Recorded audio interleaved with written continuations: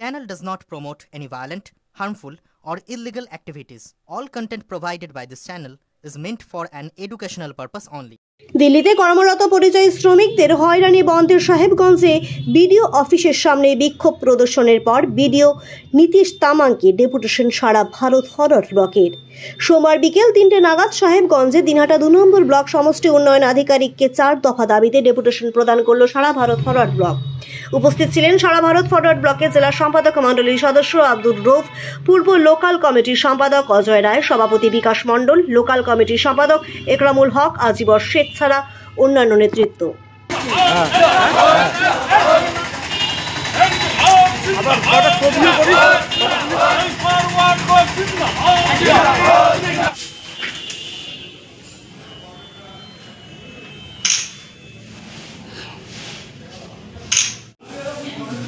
বাংলা আবাস যোজনা নিয়ে আপনার নিজেও অভিজ্ঞতা আছে যে অনেক কমপ্লেন আসছে যাদের বাড়ি আছে। এই দিনহাটা 2 ব্লক আধিকারিক দপ্তরের সামনে আমরা বিক্ষোভ করলাম এবং ডেপুটেশনও দিলাম।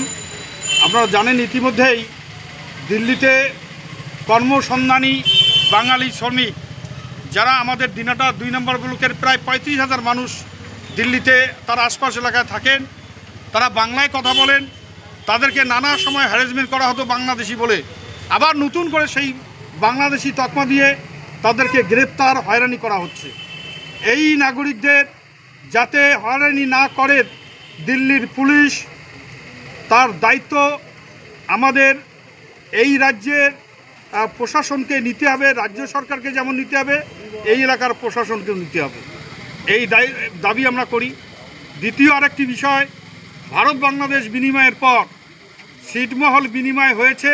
ছিটমহল বিনিময় উভয় দেশের যে সাবেক ছিটমহলের নাগরিক যারা ভারতের সঙ্গে যুক্ত হয়েছেন তাদেরকেও দিল্লিতে তারাও কাজ করতে গেছেন, কর্মের জন্য কাজের সন্ধানে গেছেন, তাদেরকে 3 পুরুষের কাগজ তাদের কাছে দাবি করছে। এইরকম আবু তাহের বলে একজন, সে পালিয়ে এসছেন, তাকে গ্রেপ্তার করার মুখে সে পালিয়ে আসেন। এইভাবে ঘটনা তাদেরকে আতঙ্ক তৈরি করা হচ্ছে প্রতিনিয়ত। ছিটমহলবাসী যারা একে সাবেক ছিটমহল, তাদের নাগরিকতা পরিচয় ভোটার কার্ড শুধু নয়, জমির অধিকার দিতে হবে, তাদেরকে জমির স্বীকৃতি দিতে হবে। এবং আবাস যোজনায় প্রকৃত গরিব মানুষ তারা বঞ্চিত হয়ে আছেন। অনেক গরিব মানুষ তাদের নাম নেই, তাদের নাম নথিভুক্ত করতে হবে।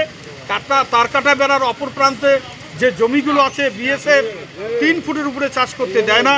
এই পাট 3 ফুটের উপরে, ভুট্টা 3 ফুটের উপরে এই চাষ করতে দেওয়ার সুযোগ দিতে হবে।